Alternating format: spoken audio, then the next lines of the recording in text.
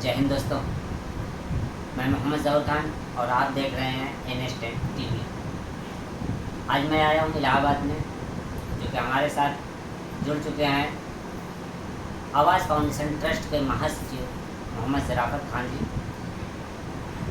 और आज हम इनसे कुछ चर्चा करेंगे, जानने की ये कोशिश करेंगे कि आवाज़ फाउंडेशन ट्रस्ट जो कि पुरुष समाज के लिए, लड़कों के लिए, उनके हक के लिए लड़ती है, उनको जो है जो झूठे केसों में महिला कानून के जो दुरुपयोग हो रहा है उसके द्वारा जो फंसाया जाता है, उसमें उन लोगों की किस तरह से मदद की जाती है।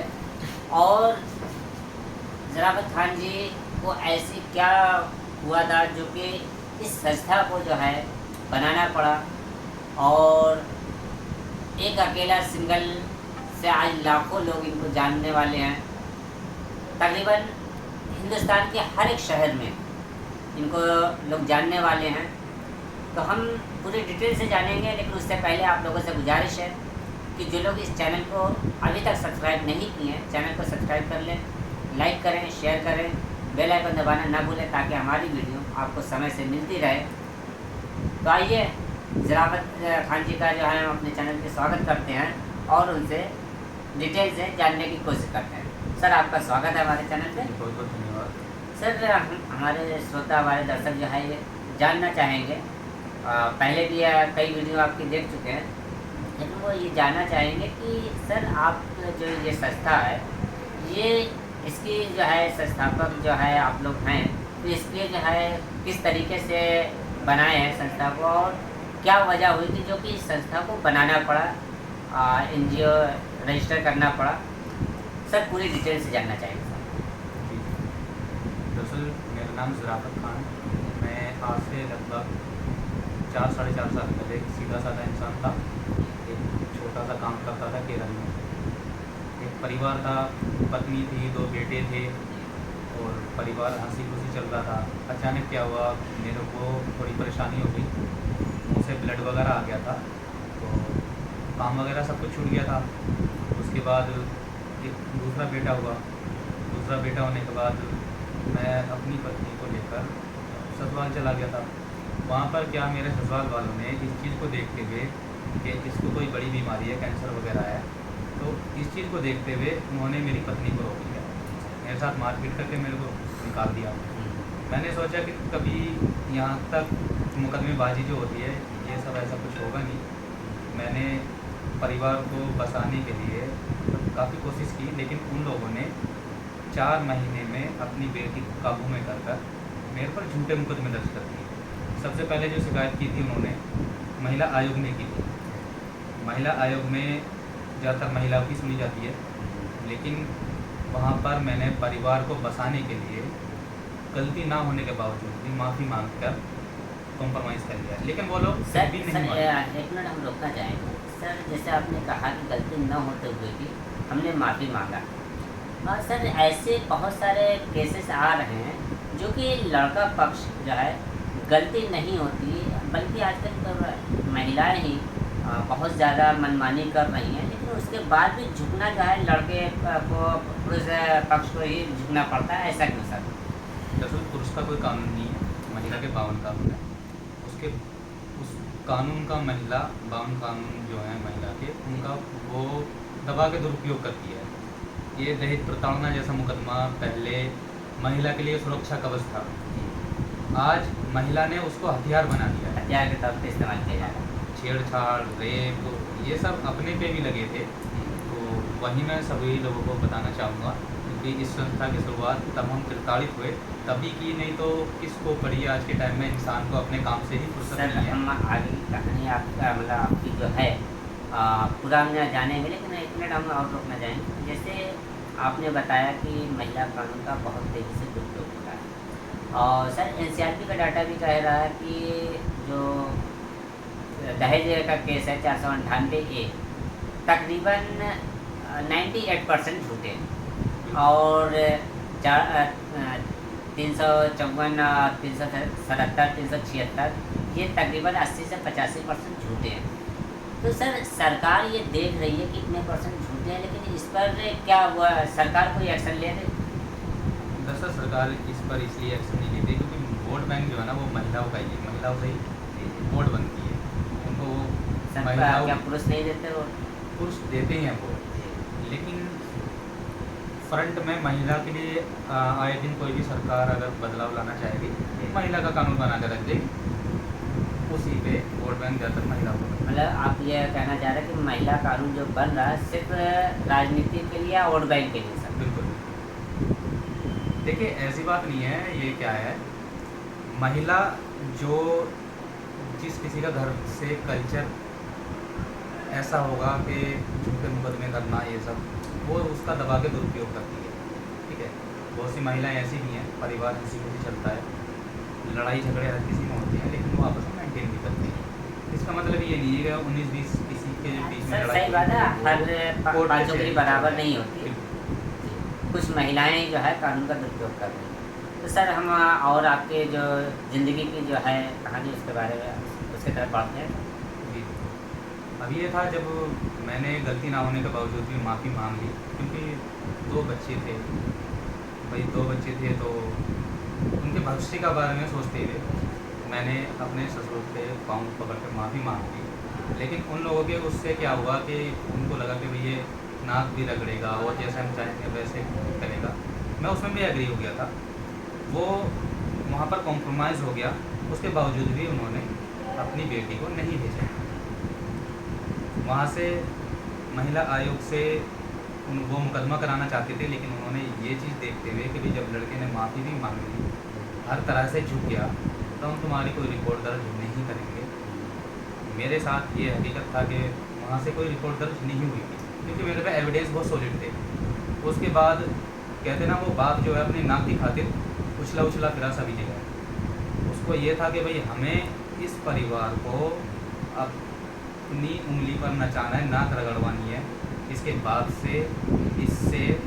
और मैं भी हर तरीके से झुक गया था परिवार बसाने की खातिर। वो फिर भी नहीं माने, फिर महिला थाने में गए, वहाँ पर भी मैंने अपने एविडेंस वगैरह दिखाए, वहाँ पर भी उनका कुछ नहीं हो पाया था। तो कोर्ट में उन्होंने 498A का मुकदमा दर्ज करा दिया। अब मुकदमा दर्ज करवाने के बाद मतलब ये जो मुकदमा कोर्ट से किए तो क्या 156 भी होता है, कंप्लेंट केस भी होता है। तो उन्होंने जाके कंप्लेंट केस कर दिया कि मेरी कोई एसएसपी ने सुनवाई नहीं की, महिला थाने ने सुनवाई नहीं की, हमारे लोकल थाने ने सुनवाई नहीं की। जबकि एसएसपी की भी रिपोर्ट है मेरे पास, पेपर है, ये जो है ये सारे जो इसके बयान हैं। और दिखाना चाहेंगे? ये एसएसपी को इसने शिकायत की थी, तो इसके जो बयान है सभी जगह मैच बयान करते ही नहीं है। कहीं बोलती है मेरे पिताजी ने 4 लाख रुपए दिए, क्योंकि वो उसका बाप ही पाल रहा था मुझे, तो मैं तो कुछ कमा ही नहीं रहा था ना। 4 लाख रुपए दिए। कहीं बोलती है मेरे पति ने मुझे तलाक दे दी। मतलब बयान कंप्लेन कर रही है जितने बयान उतने तरीके के शिकायत कर रही है दहेज प्रताड़ना की।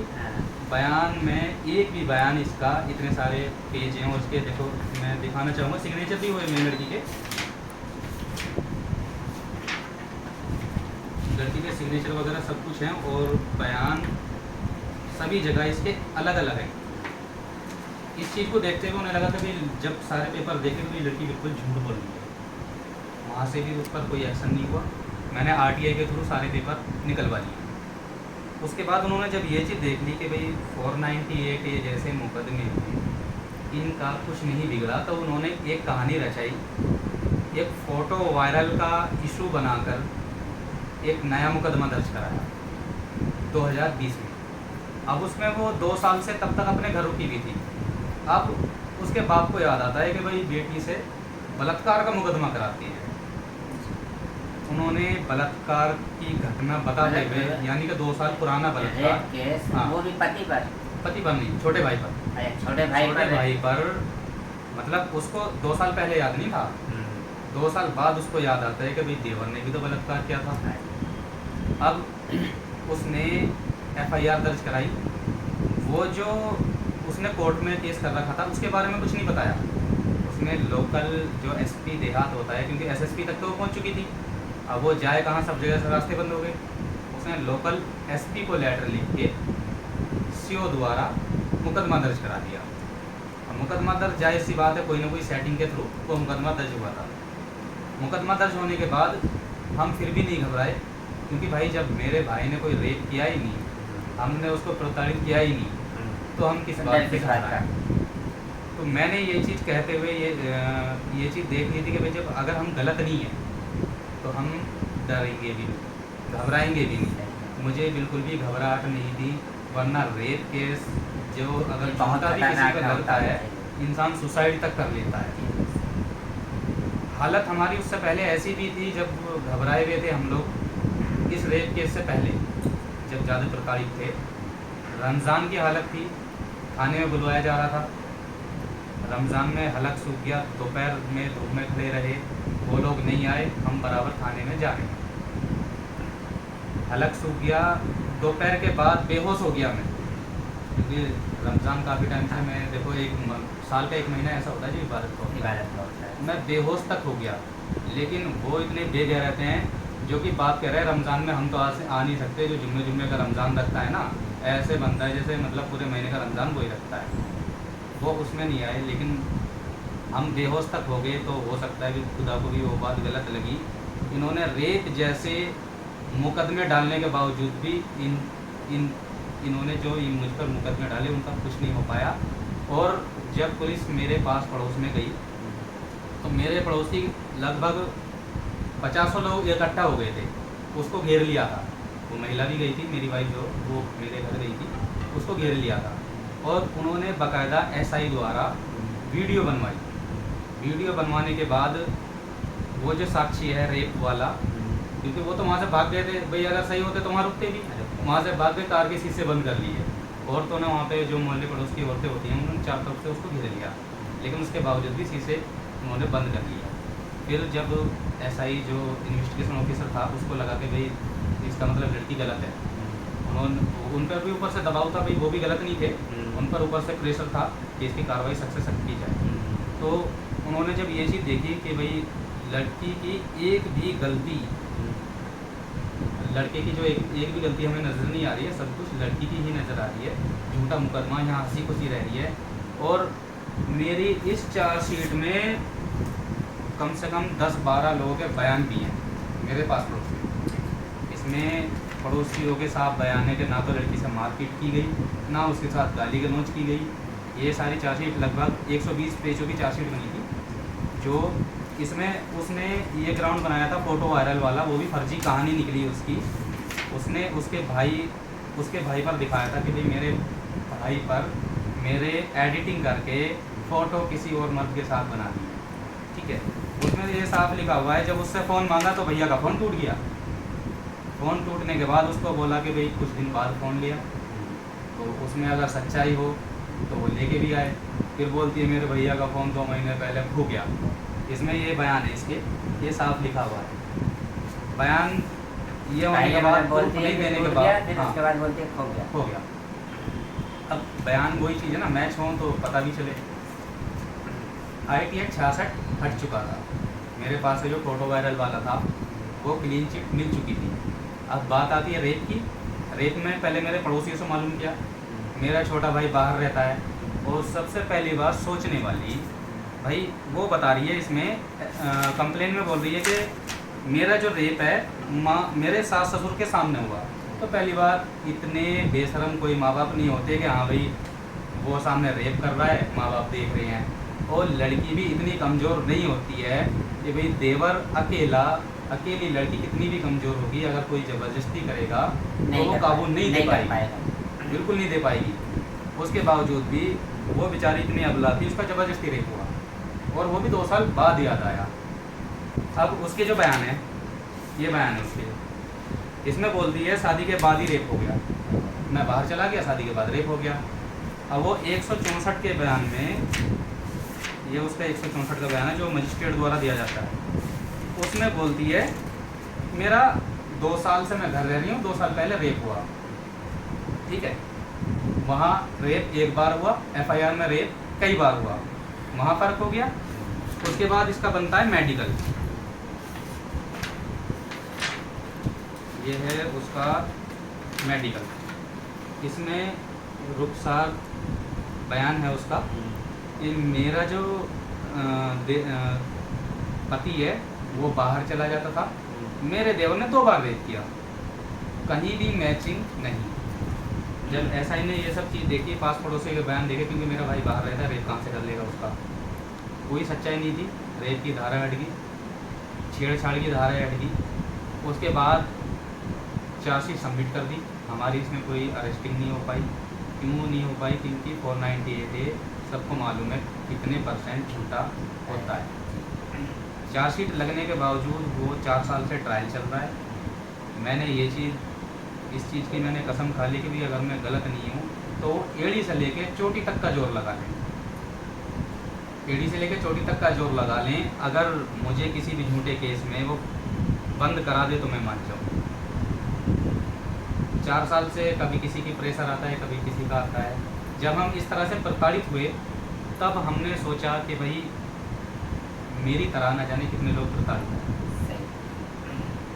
तब जाके मैं यूट्यूब पर सर्च करता था, क्योंकि हमारा कोई कानून तो है नहीं।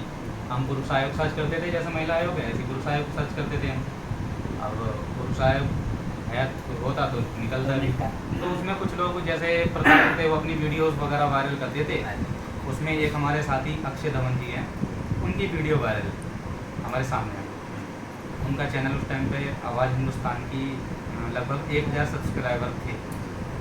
तो उस टाइम उनकी बात हमें अच्छी लगी, क्योंकि वो भी गलत नहीं थे। उन्होंने कहा था कि अगर मैं गलत नहीं हूँ तो तुम लोग मेरा कुछ नहीं बिगाड़ पाओगे, ना ही मैं लेके जाऊँगा और ना ही तलाक दूँगा। ये बात सबसे अच्छी ये वीडियो तो हमने भी देखी थी। उनका साफ ये कहना था तो कि मैं गलत नहीं हूँ तो मैं झुकूंगा भी नहीं, और ऐसी लड़की को न मैं छोड़ूंगा और न मैं लेकर आऊँगा।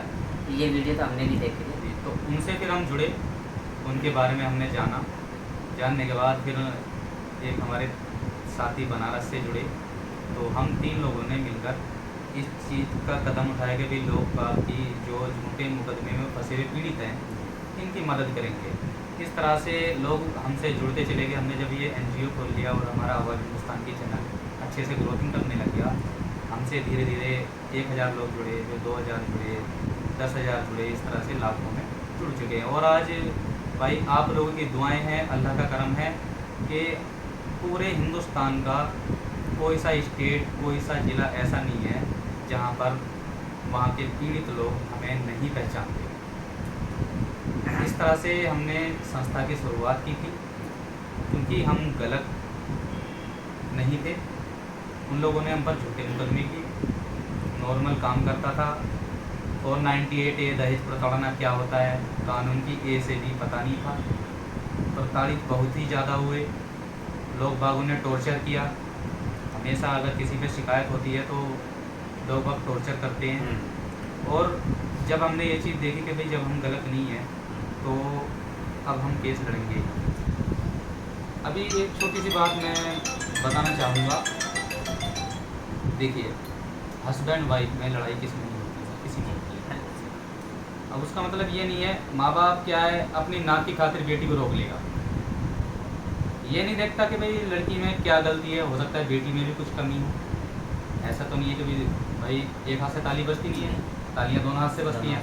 और जो लड़ाई हस्बैंड वाइफ में होती है ना, वो लड़ाई सुबह से लेकर शाम तक ऑटोमेटिक ख़त्म हो जाती है। सर ये तो बात सही है, लेकिन इसमें एक बात हम और जोड़ना चाहेंगे। जैसे महिला आयोग है, महिलाओं के हक के लिए, सही है ना। लेकिन सर इसमें ये देखा गया है कि एक महिला जो बहू होती है, सिर्फ सुनवाई उसकी होती है, सास जो होती है, ननद जो होती है, उसकी सुनवाई नहीं होती। तो ऐसा क्या वजह है कि जो बहू है, महिला आयोग सिर्फ उस पर काम करता है और जो महिलाएं उस पर काम नहीं करता। सर दरअसल वो सिर्फ नाम का महिला आयोग है। असल में जो उसका नाम पढ़ना चाहिए था वो गलती से नाम डाल दिया महिला आयोग, तो बहू आयोग है। उसमें सिर्फ बहू की सुनवाई होती है। तो सर इस पर जो है इसमें क्या है, नहीं ले रही। देखो ननद, देवरानी, जेठानी, जी चाची, बुआ, ये भी जो महिलाएं हैं महिला है, वो एक महिला अबला मान ली जाती है। बाकी जो और महिलाएं हैं वो शिकायत भी डालें तो उनकी शिकायत दर्ज नहीं हो पाती, जो कि ये होना चाहिए। होना चाहिए। अगर ये ज़रूरी नहीं है कि बहू ही प्रताड़ित है। बहुएं आज के टाइम में उन महिलाओं को प्रताड़ित करती है, हस्बैंड को प्रताड़ित करती है और अपने महिला कानून का दुरुपयोग कर रही हैं। ये 98% होता है। उसमें जो 2% लेडीज़ें होती हैं, जो महिलाएं होती हैं, जो परेशान होती है 2%, उनकी सुनवाई नहीं होती है इन महिलाओं की वजह से। सही ये हकीकत है। जो 2% जो NCRB का डाटा भी है, 2% ही सच्चा है, बाकी 98% झूठा है। तो सर हम ये देख रहे हैं कि आज में जो है माएँ जो हैं हमारी, वो उनकी ज़िंदगी बहुत ज़्यादा बर्बाद हो रही है और बहुत तेज़ी से वृद्धाश्रम खोल रहे हैं। तो इसका जो है कहीं ना कहीं ये आजकल की जो बहुएँ हैं ये जिम्मेदार हैं। सर इस पर 2 बातें हैं। बिल्कुल जिम्मेदार हैं। क्या करती हैं महिलाएं? वही अपने कानून का दुरुपयोग करती हैं या फिर अपने हस्बैंड को अपने काबू में करती हैं। अपने घर चाहे वो बद से बदतर रहे, कोई कदर नहीं हो, लेकिन वहाँ महारानी बन के रहेगी वो। माँ जो सासू माँ है, ससुर हैं, वो बोझ बनने लग जाते हैं। उनको क्या चाहिए? 2 टाइम का खाना। बस उनके इतना भी बस की नहीं होता कि भाई वो बहू को हाथ छोड़ें या कुछ करें। आज के दिन बहू इतनी मजबूत है, वो उल्टा सास का हाथ छोड़ें। लेकिन इस चीज़ को जो माँ बाप हैं उनका करना उसको बहुत भारी पड़ जाता है, इसलिए वो वृद्धाश्रम में छोड़ देते हैं। मजबूर में और उनको रहना भी पड़ जाता है। पुरुष इसलिए मजबूर हो जाता है क्योंकि महिला अपने कानून का दुरुपयोग बहुत करती है, तो पुरुष जो है मजबूर हो जाता है। सर लेकिन महिला कानून को भी, महिला आयोग को भी सोचना चाहिए कि एक माँ भी जो है वो महिला है और उसको इस समय ज़्यादा ज़रूरत है आयोग की, क्योंकि वो बूढ़ी हो चुकी है, उसके शरीर में अपनी जान नहीं बची है। सर एक चीज़ और हम पूछना चाहेंगे कि आजकल बहुत ज़्यादा तेज़ी में ये देखने को मिलता है कि लड़की जब शादी करके जाती है, शादी होने के बावजूद पति का जितना अधिकार नहीं होता उस लड़की पर, उससे कहीं ज़्यादा बाप और भाई अपना अधिकार दिखाते हैं सर। तो ये मतलब जो परिवार टूट रहे हैं इसमें बाप और भाई का बहुत ज़्यादा हाथ होता है सर। देखिए, बाप भाई का तो होता है, साथ में माँ का सबसे ज़्यादा हाथ होता है। जिस औरत का रिमोट कंट्रोल उसकी माँ के हाथ में हो, उसका घर कभी भी नहीं बच सकता। वो छोटी छोटी बातें अपने माई को पहुँचाती है, किसी चीज़ में दरारें आती है, बाप कहता है तेरा बाप अभी मरा नहीं है, तो बिल्कुल मत सुनना, अगर कुछ कहते हैं वो तो यहाँ आ जाना, झूठे मुकदमे में फंसा देंगे उनको, ये कर देंगे वो कर देंगे। इस तरह से बढ़ावा जो देते हैं माँ बाप देते हैं, वरना कभी भी किसी में आपस में लड़ाई झगड़ा नहीं होगा। अगर मान लीजिए 19-20 कोई लड़ाई झगड़ा होता भी है तो आपस में ही सुलह समझौता हो जाता है, लेकिन बढ़ावा जो देते हैं वो माँ बाप देते हैं। मेरा भी यही है, माँ बाप ने बढ़ावा दिया, बेटी को ज़बरदस्ती रोका, मुकदमे किए झूठे। आज वो बेटी ऐसी कर रखी है कि एक चमगादड़ है, उसको चमगादड़ को ना तो ज़मीन मुयस्सर होती है ना ही आसमान, बीच में लटका रखी है। उसको ना तो हस्बैंड का सुख मिल पा रहा है और माँ बाप के वहाँ ना जाने कितने लोग, सामने तो कोई बोलता नहीं है, पीठ पीछे ना जाने कितने लोग करते हैं। जिस टाइम में इन्वेस्टिगेशन हुई थी ना जाने कितने लोग उसको बच्चलन ना जाने क्या क्या बोलते थे। गलती किसकी है? बाप की, क्योंकि बाप ने वो रास्ता दिखाया है बेटी को। सबसे पहले तो बलात्कार जैसा गंदा केस कराया, उसके बाद बाप बेटी का मतलब जो एक शर्म लिहाज का पर्दा होता है ना, वो सब खत्म करने वाला बाप ही था। बेटी पर्दे में अच्छी लगती है, बाप ने पर्दे को बाप ने उतारा। और जिस टाइम एक छोटी सी बात, मान लीजिए थाने अदालत में बाप बेटी को लेके जा रहा है और बेटी भी एक छमक छल्लो की तरह बाप के साथ जा रही है, बाप के सामने बयान दे रही है, बाप सामने बराबर में बैठा है कि जी मेरा यहाँ बलात्कार हुआ वहाँ बलात्कार हो। बाप की शर्म ही नहीं है और बाप को भी ये शर्म नहीं है कि भाई ये मेरी बेटी है, इसके साथ में क्या करने जा रहा हूँ। सिर्फ एक नाक की खातिर, एक नाक की खातिर आन के लिए ये हाँ, सब। सिर्फ एक नाक की खातिर। शुरू में समझौता हो गया था, घर बसना होता बस जाता, मैंने हर तरह से गलती मान ली थी, लेकिन उन लोगों की अगर मेरे साथ वो भेजते थे नाक कट जाती। और आज उसी नाक की खातिर बेटी को बोझ बना के रख रखा है।